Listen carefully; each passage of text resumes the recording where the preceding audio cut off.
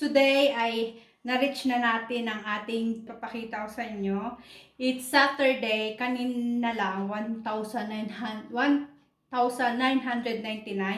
and then ngayon ay na-reach na natin ang 2,000. So ayan, papakita ko, ayan na siya. Ayan, 2,001 na ang aking subscriber. So thank you so much sa mga nag-subscribe and yon, thank you so much sa mga nanonood at hindi man ganun ako ka-consistent sa aking mga vlog, pero lagi ko nga sinasabi and itatry ko na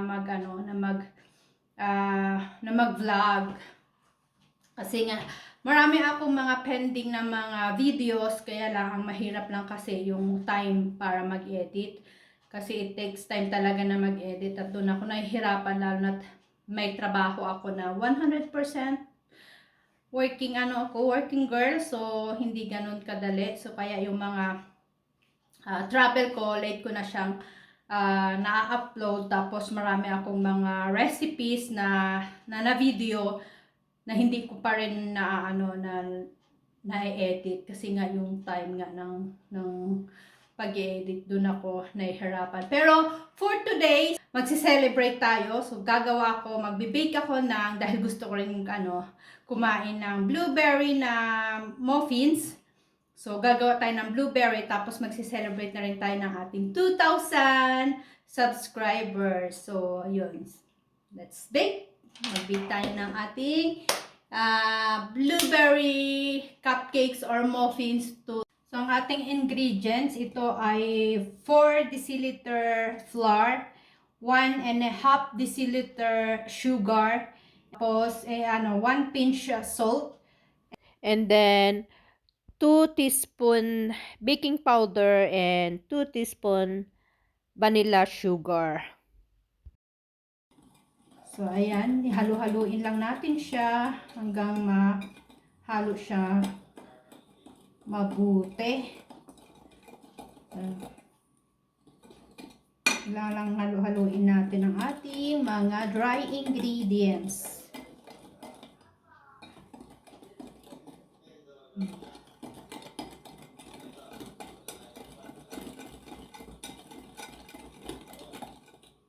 So, ayan.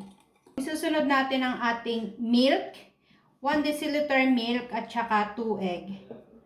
Gagawin natin ay lalagay lang natin ang ating egg dyan. Tapos isa pa. Ayan. Haluin lang natin siya. Whisk lang natin siya. Whisk lang mabuti. Ayan.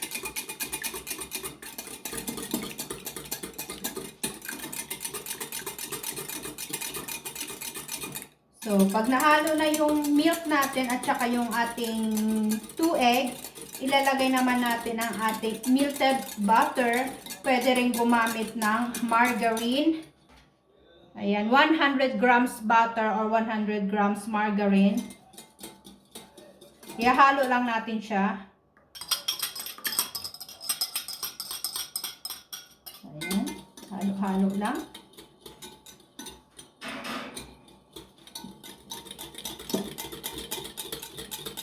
Ihalo lang natin sila ng mabuti.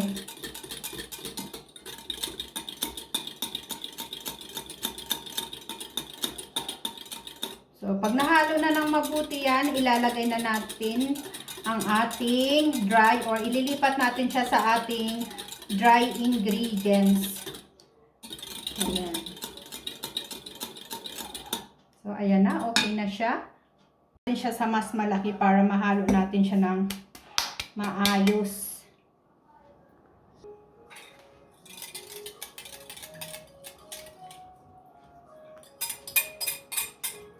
Ganyan lang siya kadali.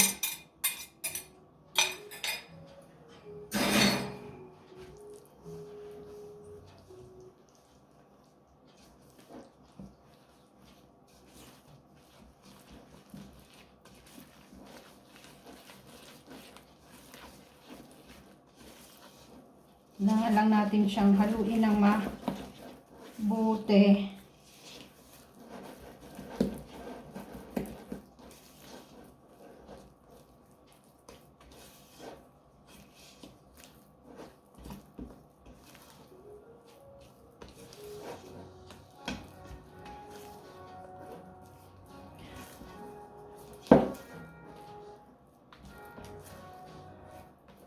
So, pag nahalo na siya ng maabuti, yung ating mga ingredients ay okay na. At alam nyo, nahalo na siya ng maayos. Yung ating dry and wet ingredients. Ilalagay naman natin ang ating blueberry. So, ang ating blueberry ay, ano yan, frozen yan. So, ayan na, nahalo na natin. Ilalagay na natin ang ating blueberry. Ayan ang ating blueberry. Ayan. Before that pala, inano ko na yung ating oven ng 200 Celsius. Ayan, dahan-dahan lang nating i-haluin ang ating blueberry. Ayan.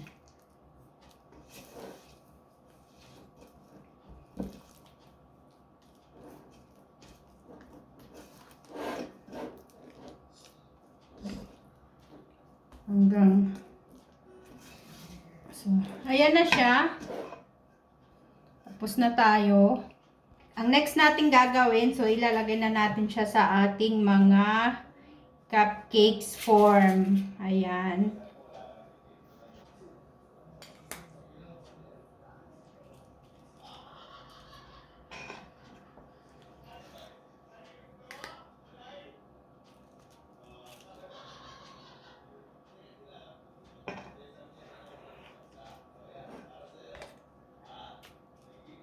Napaka-easy ng recipe ng ating blueberry muffins.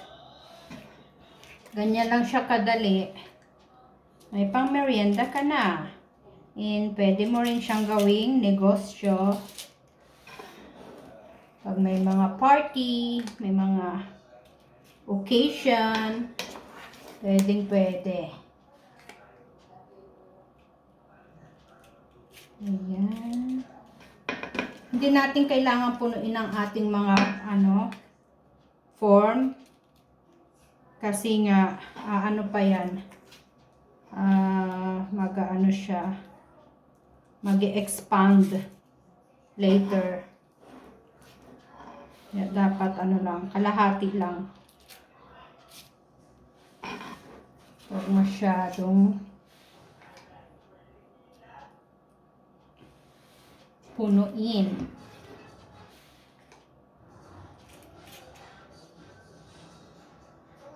So, ito na ang ating blueberry muffins. Ano na natin siya.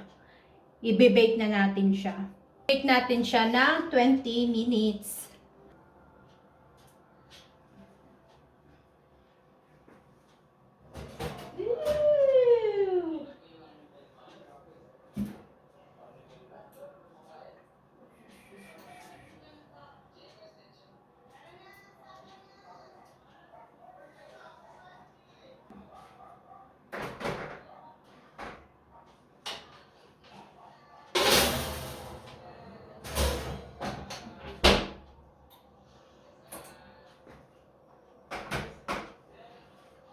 Ito na ang ating blueberry muffins. Ito na ang ating blueberry muffins. So delicious. Yummy. So, antay lang natin siyang lumamig. Celebrate tayo ng ating 2,000 subscriber. Ayan. Yan natin siya dito. Bango. Masarap. Gagawin natin, lalagyan lang natin siya ng ganito. Harap natin sa akin. Ayan. Sana siya. Kita nyo ba yan? Meron na tayong 2,000. Let's celebrate. Tapos ilalagay lang natin yung iba para maganda siya tingnan. Ayan. Diba? 2,000. Para lang meron tayong Pang-celebrate. Ganyan na nga lang yan. Okay na yan. Ayan na ang ating 2,000. Ay, hindi ko. Dangan siya. Ayan. Thank you so much for watching sa mga videos ko. Thank you sa mga nag-subscribe. And yun, thank you so much. Happy 2,000 subscriber.